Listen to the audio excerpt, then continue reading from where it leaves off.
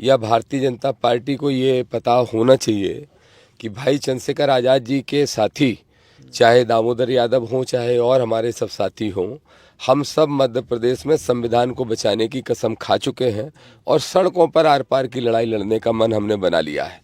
ग्वालियर की घटना हो चाहे भिंड की घटना हो, मैं आज ही ग्वालियर पहुंच गया कि सारे लोग जो बाबा साहब के लिए अपमानित बात कर रहे हैं, अपमान करने वाली बात मीडिया में कर रहे हैं, जो पोस्टर जला रहे हैं, जो पुतले जलाने की कोशिश कर रहे हैं, सब पे रासुका लगना चाहिए। और अगर ये नहीं हुआ तो आदरणीय सांसद जी भाई चंद्रशेखर जी भी आएंगे, मैं भी पहुंचूंगा और हम आर पार की लड़ाई पूरे ग्वालियर को जाम करके लड़ने का कहना चाहता हूं। स्पष्ट तौर पर सुन लें, मोहन यादव मुख्यमंत्री मध्य प्रदेश के, मोहन यादव मनुवादी यादव हैं, लेकिन दामोदर यादव अम्बेडकरवादी यादव है। नमस्कार, आप देख रहे हैं बी मिशन टीवी। आज मेरे साथ बहुत बड़े दिग्गज नेता मध्य प्रदेश के दामोदर यादव जी हैं, जो कि आज़ाद समाज पार्टी के राष्ट्रीय कोर कमेटी सदस्य भी हैं और लगातार मध्य प्रदेश की धरती को हिलाए हुए हैं। आखिर ये कैसे हिला रहे हैं?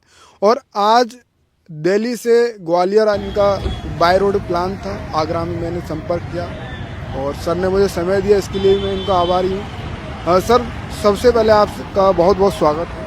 बहुत बहुत धन्यवाद विशाल भाई, आपको इसके लिए भी शुक्रिया कि आप मीडिया के इस युग में, जब मीडिया सत्ता के प्रभाव में रहती है, तब आप निष्पक्षता से हम बहुजनों की आवाज़ बहुजनों तक पहुंचाने का काम करते हो। इसके लिए आपको शुक्रिया।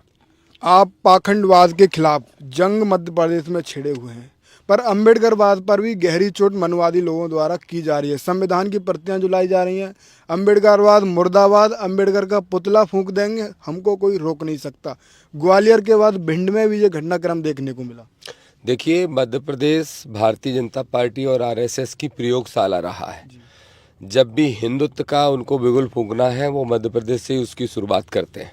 लेकिन शायद आरएसएस नागपुर में बैठे हुए लोग या भारतीय जनता पार्टी को ये पता होना चाहिए कि भाई चंद्रशेखर आज़ाद जी के साथी, चाहे दामोदर यादव हों चाहे और हमारे सब साथी हों, हम सब मध्य प्रदेश में संविधान को बचाने की कसम खा चुके हैं और सड़कों पर आर पार की लड़ाई लड़ने का मन हमने बना लिया है। ग्वालियर की घटना हो चाहे भिंड की घटना हो, मैं आज ही ग्वालियर पहुंच रहा हूं, आज ही बैठक बुलाई है और कल प्रेस कॉन्फ्रेंस करके हम प्रशासन से, अभी सारे अधिकारियों के फ़ोन आ रहे थे रास्ते में, डीएम एसपी वगैरह के, मैंने कह दिया कि सारे लोग जो बाबा साहब के लिए अपमानित बात कर रहे हैं, अपमान करने वाली बात मीडिया में कर रहे हैं, जो पोस्टर जला रहे हैं, जो पुतले जलाने की कोशिश कर रहे हैं, सब पे रासुका लगना चाहिए। राष्ट्रीय सुरक्षा कानून एनएसए के तहत उन पे कार्रवाई होना चाहिए। और अगर ये नहीं हुआ तो आदरणीय सांसद जी भाई चंद्रशेखर जी भी आएंगे, मैं भी पहुंचूंगा और हम आर पार की लड़ाई पूरे ग्वालियर को जाम करके लड़ने का काम करेंगे। चंद्रशेखर आज़ाद भाई ने 72 घंटे का अल्टीमेट दिया और कहा कि एनएसए के तहत कार्रवाई नहीं हुई तो 72 घंटे बाद मैं आ रहा हूँ, नई साल पर आ रहा हूँ 1 तारीख में। पर वहीं उसी ट्वीट पर अनिल मिश्रा कहता है कि आइए तुम्हारा स्वागत करेंगे, बहुत जोर से हमें इंतजार है। और सकपाल वगैरह, बाबा साहब का नाम अपमान अम्बेडकर हटा के सकपाल वगैरह ये बोल रहे हैं। ये देखिए, जिनकी सत्ता है उनके द्वारा संरक्षित कुछ गुंडे हैं, कुछ असामाजिक तत्व हैं, कुछ गैर संवैधानिक लोग हैं, मनुवादी लोग हैं। ये बाबा साहब पे चोट ने इसीलिए की है क्योंकि इनका राम मंदिर का मुद्दा समाप्त हो गया, इनका राष्ट्रवाद का मुद्दा भी बेअसर हो गया। ये 200-400 सीटों की लोकसभा में बात कर रहे थे, 240 पे रह गए। तो अब इन्होंने बाबा साहब को टारगेट करने का काम किया। लेकिन ये बात नहीं जानते कि अगर बाबा साहब का अपमान करेंगे तो बाबा साहब के बच्चे जिंदा हैं। हम किसी भी कीमत पर बाबा साहब के अपमान को नहीं सहेंगे। ग्वालियर वही भूमि है जब 2017-18 में एट्रोसिटी एक्ट को लेके वहाँ पे कई लोगों ने, हमारे भाइयों ने अपनी जान गंवा दी थी, लेकिन किसी कीमत पे वो गलत कानून नहीं बनने दिया था। तो हमारी जो ग्वालियर की भूमि है, मैं भी उसी चंबल क्षेत्र से आता हूँ, मेरी विधानसभा भी वही है जहाँ मैं बहुत थोड़े वोट से हारा आज़ाद समाज पार्टी के कैंडिडेट के रूप में बीजेपी से। लेकिन किसी भी कीमत पे बाबा साहब का अपमान तो नहीं सहा जाएगा। हमारी मांग है, मैंने अभी अभी एसपी को बोला है कि जिन जिन लोगों ने गलत बयानबाजी की है उनको ढूंढो, उन पे एनएसए की कार्रवाई करो, नहीं तो फिर भाई भी आएंगे, दामोदर भी पहुंचेगा और फिर आर पार की लड़ाई हम लड़ेंगे। इनको सबक जरूर सिखाएंगे और ये सबक जो सिखाने का सिलसिला है वो ग्वालियर से जरूर शुरू होगा, लेकिन फिर जाके रुकेगा। मैं मोहन यादव से कहना चाहता हूँ, स्पष्ट तौर पर सुन लें, मोहन यादव मुख्यमंत्री मध्य प्रदेश के, मोहन यादव मनुवादी यादव हैं, लेकिन दामोदर यादव अम्बेडकरवादी यादव है। अम्बेडकरवादी होने के नाते संविधानवादी है, और संविधानवादी है इसलिए भारतवादी है। तो भारतवादी, संविधानवादी, अम्बेडकरवादी दामोदर यादव की खुली चुनौती है। मोहन यादव, तत्काल प्रभाव से ये घटनाक्रम रोक दीजिए, गंदी राजनीति बंद कराइए, और अगर ये बंद नहीं हुआ तो सिर्फ ग्वालियर पे आंदोलन नहीं रो जाए सीमित रहेगा, ग्वालियर से होके श्यामला हिल भोपाल तक पहुंचेगा, और मुख्यमंत्री की कुर्सी से उनको उठा के एक संविधानवादी को बिठाने का काम हम लोग करेंगे। आपने जो मनुस्मृति जलाई थी, उन लोगों का ये कहना है कि आपने एक्शन किया तो हमारा ये रिएक्शन है, अब पेट में दर्द क्यों? क्या है मनुस्मृति? किसी की हिम्मत है? संविधान से नहीं, उन वो कह के देखे ना, वो ये कहें कि मनुस्मृति क्या कोई धार्मिक ग्रंथ है? और अगर धार्मिक ग्रंथ है तो मैं ब्राह्मणों से ही पूछना चाहता हूं, अगर ब्राह्मण जाति के लोगों को या मनुवादियों को दिक्कत है तो मैं उनसे ही पूछना चाहता हूं कि इस बात का उत्तर दो कि आपके घर की महिलाओं को क्या आप चरित्रहीन मानते हो? उसमें तो लिखा है कि महिलाओं को चरित्रहीन होती हैं, महिलाओं के चरित्र का ध्यान रखने के लिए उनको शुरू से नजर में रखना चाहिए। कुछ ग्रंथ कहते हैं ताड़ना देना चाहिए। तो क्या पहले तो वो स्पष्ट कर दें कि वो घर की उस नारी शक्ति का सम्मान करते भी हैं कि नहीं करते हैं। तो ऐसे ग्रंथ को कैसे धार्मिक ग्रंथ मान सकते हैं? ऐसा ग्रंथ तो जलने लायक ही है, प्रतिबंधित होने लायक ही है, और उसको प्रतिबंधित भी होना चाहिए। मैं तो सरकार से, मोदी जी से मांग करूंगा, मोदी जी को और मध्य प्रदेश के मुख्यमंत्री को, योगी बाबा को, इन सारे लोगों को ऐसे ग्रंथ को के पब्लिकेशन पे तत्काल प्रभाव से छपाई पे भी रोक लगे और बिक्री पे भी रोक लगना चाहिए। आपकी लोकप्रियता मध्य प्रदेश ही नहीं पूरे देश भर में है, और इस लोकप्रियता के साथ साथ दुश्मन भी आपने बहुत पाल रखे हैं। बड़ा, इतना बड़ा कलेजा लेकर आप अकेली गाड़ी में चल रहे हैं, कभी डर नहीं लगता? एक तो आप पहले ही से बोल देते हैं कि मैं आ रहा हूँ, बाई रोड आ रहा हूँ, फ्लाइट से आ रहा हूँ, फिर भी।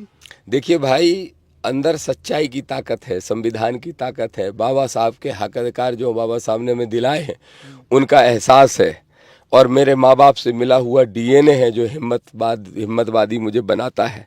मुझे परवाह नहीं। आदमी की जिंदगी मरना, देखिए कोई 150 साल भी जी जाए और वो जानवरों की तरह जीवन जीता रहे तो उसकी 150 साल बेकार है। मैं तो 50 साल जी लिया, अब मुझे क्या परवाह है किसी चीज़ की। मेरे जीवन का, शेष जीवन का मकसद ही यह है कि संविधान की स्थापना, संविधान के मूल्यों की रक्षा, बाबा साहब का सम्मान, और दलित, पिछड़े, आदिवासी वर्ग के लोगों को, शोषित वंचित लोगों को उनका हक आरक्षण के रूप में मिले, इसके लिए हम आर पार की लड़ाई लड़ेंगे। ना मुझे मेरी जान की परवाह है, और कोई गलत काम हम करते नहीं, इसलिए हम सरकारों से डरते नहीं। जी, मेरा आखिरी सवाल है, ज़्यादा समय नहीं लूँगा। कैसे देख पा रहे हैं ये इतनी बड़ी लोकप्रियता? मैं देखता हूँ आप जैसी जनसभा में जाते हैं, दामोदर यादव जिंदाबाद, इस तरीके के नारे, और धीरेन्द्र शास्त्री के खिलाफ जो जंग छेड़ रखी है उसको लेकर आप क्या कहेंगे? धीरेन्द्र शास्त्री एक आडंबरी, पाखंडी 28 साल का नौजवान लड़का है जिसको भारतीय जनता पार्टी एक हिंदुत्व की दुकान के रूप में इस्तेमाल कर रही है। आडंबर पाखंड की एक दुकान है धीरेन्द्र शास्त्री। और धीरेन्द्र शास्त्री के खिलाफ जब मैंने बातचीत शुरू की थी तो हमारे ही ओबीसी के लोग कहते थे कि आप धर्म के खिलाफ बोल रहे हैं, आप भगवान के खिलाफ बोल रहे हैं। जब मैंने उनको बताया कि धीरेन्द्र शास्त्री ना ईश्वर है ना धर्म है, धीरेन्द्र शास्त्री आडंबरी पाखंडी है, आज आप देख रहे होंगे महीने में, 2 महीने के अंदर ही आज 5000 कमेंट आते हैं तो 4500 कमेंट धीरेन्द्र के खिलाफ आते हैं, सिर्फ 500 कमेंट धीरेन्द्र के फेवर में आते हैं। तो बहुत तेजी से परिवर्तन आ रहा है। मेरी लोकप्रियता, देखिए मैं तो उस मिशन में काम कर रहा हूँ, अब लोगों को वो अच्छा लग रहा है इसलिए लोग प्रेम दे रहे हैं, स्नेह दे रहे हैं, सम्मान दे रहे हैं। निश्चित रूप से हिम्मत मिलती है। गरीब जनता की दुआएं, किसानों की दुआएं, मजदूर की अच्छी भावना, और नौजवान और संविधानवादी लोगों की अच्छी सोच मेरे बारे में, यही मेरी ताकत है। क्या कहना चाहेंगे इतनी हिम्मत जो देते हैं, प्यार जो करते हैं उनके लिए? मैं उनको बहुत शुक्रिया कहूंगा, और ये कहूंगा कि आप सबकी ये नैतिक जिम्मेदारी बनती है। बाबा साहब ने बड़ा कष्ट उठा के आपको वो संविधान दिया है, वो पवित्र ग्रंथ दिया है। एक ही मात्र पवित्र ग्रंथ है इस देश के अंदर मेरी नज़र में, वो है भारत का संविधान। उसकी रक्षा के लिए आपका बेटा दामोदर लड़ रहा है, हमारे आदरणीय भाई चंद्रशेखर आज़ाद जी लड़ रहे हैं, हम सब साथी लड़ रहे हैं। बस ऐसा आशीर्वाद, ऐसा ही सहयोग देते रहना, ये आप सबकी ड्यूटी है। आप सबको धन्यवाद। जय भीम जी। मेरे साथ दामोदर यादव जी थी, जो कि मध्य प्रदेश ही नहीं पूरे देश भर में चर्चा है इनकी, और एक वीडियो, एक बयान इनका जैसे ही आता है वो बहुत तेज़ी से वायरल हो जाता है। आज हमसे बातचीत की, इतना कीमती समय दिया, इसके लिए सर आपका बहुत बहुत बहुत बहुत धन्यवाद विशाल भाई। ऐसे ही आप पत्रकारिता करते रहें, हम सबका आपको सहयोग बराबर रहेगा। और आप इस वीडियो को शेयर करें क्योंकि बहुत बिजी शेड्यूल है सर का, लगातार भाग रहे हैं। और ये जो अम्बेडकर बात पर बड़ा कुठाराघात मध्य प्रदेश में किया, उसकी जंग अब ये आर पार की लड़ने वाले हैं। फिलहाल आप इस वीडियो पर अपनी प्रतिक्रिया दें, इस वीडियो को शेयर करें, बी मिशन टीवी चैनल को फॉलो करें, सब्सक्राइब करें। साथियों, जैसा कि आपको पता है, बी मिशन टीवी हमेशा ग्राउंड जीरो की रिपोर्ट आपके बीच रखता है। अगर आपको हमारा काम पसंद आता है तो बी मिशन टीवी को आर्थिक मदद करें, जिससे कि हम यूं ही निरंतर ग्राउंड लेवल पर काम करते रहें। स्क्रीन पर दिख रहे QR कोड को स्कैन करें और अपने दान की राशि बी मिशन टीवी के खाते में भेजें। QR कोड के अलावा आप हमारी UPI ID BMissionTV@YBL पर भी मदद भेज सकते हैं।